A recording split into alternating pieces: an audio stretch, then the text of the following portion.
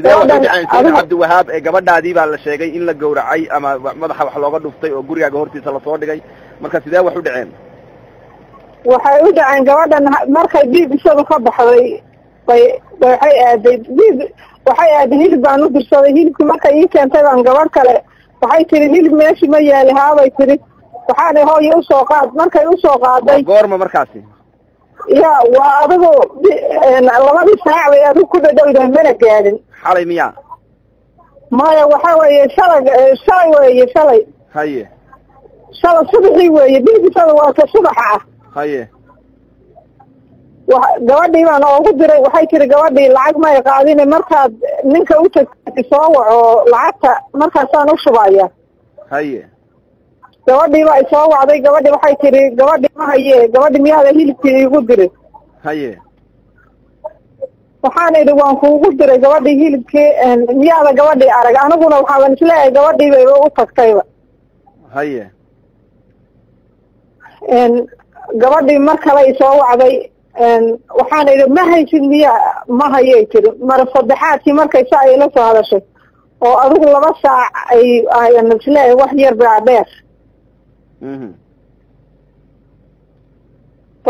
baan intaan istaagay meesha hilibka lagu gado way noo dhowdahay sid waxaan gelnahay sid saas u diritaysanoo wax laga arki karo jidkii baan saa u fiiriyey ninkii baaskiilkiisii iyo waxaan arkay baaskiilkiisii iyo baaskiilkiisi asagoo saaran iskale saa xagga suuqa isu jihayaan arkay haye waa ninkee waa mid hilib gaba oo kii gabadha hilibka aan ooga diray haye ninkii baan wacay waxaan war gabadhi ma ku timid suu yidhi markii hore ay iga timid mooye mar dambe ma arag anigu gabadhi haye gabadhii nin kale intaysan gaadhin baa beladu qaada waa gartay marka shalay oo dhan baan wareegaynay meel walbaan maray saacadka markuu waagu saa u bariyey oo la galay maaragtay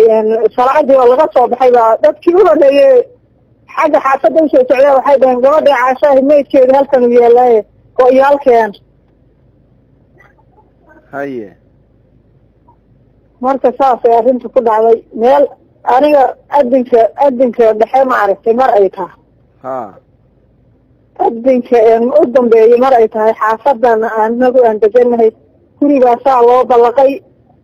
gurigii gaarigaa ka soo baxay adigu aagaan is idhi niyad ahaan wuu ku istaagay anigu xalay ma seexane niyad ahaan meeshuu ku istaagay baan is idhi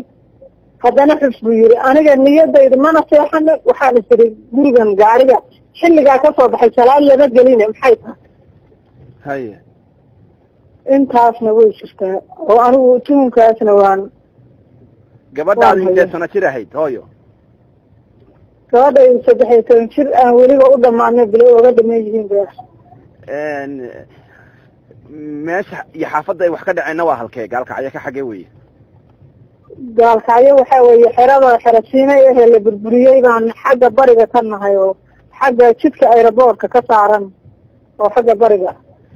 gabadha maydkeeda haddaad aragteen sidee wax u qabtay oo xagee wax laga gaarsiiyey gabadha anigu horta marka saa loo soo dhigay maana fiirinin markii la geeyey ma fiirinin laakiin gabadha waxaa layihi madaxaa laga dilay ilkihii waa laga daadiyey meel walba oo qaarka sare ah eber bay ka ahayd mida kale way isu gooyeen oo gabadha dad badan baa isu dabamaray niman badan baa isu dabamaray kufsina way ku sameeyeen waa gartay marka waxaan ku weydiinayaa hadda ka hor ma jirta cid iyo aad isleedahay waa colaad kala dhexaysa ma jirta maya anigu weligay xaafadan cid kalama diririn ayadu sidoo kale ahayd waa qadar rabi ma jirto wax aana oo dabagal oo xagga dagaalka iyo derisnimada ma jirto waayahay hooyo dawladda iyo haddaad la xiriirteen oo gabadhii maydkeedii hadda la helay marka maxaa dawladda war idin siisay wax baaritaana ma socdaan haa wiil baa wuxuu igu yidhi baaritaan baa socda wiil baa kula soo hadlaayo wiilkaa la hadal buu igu yidhi baaritaan waan wadnaayo saasuu igu yidhi wiilka laakiin anigu waxa warbixina kaama siin karo. carruur intee kuu joogtay? ya carruur adi intee kuu joogtay? carruur waxaa 7 hadda joogta. waayahay hadda gabadhii ma la aasay mise weli baaritaan bay ku jirtaa? gabadhii lama aasin baa la frinjiyeer baa la gelinayaa, in la geliyey in la gelinayo ma aqaana,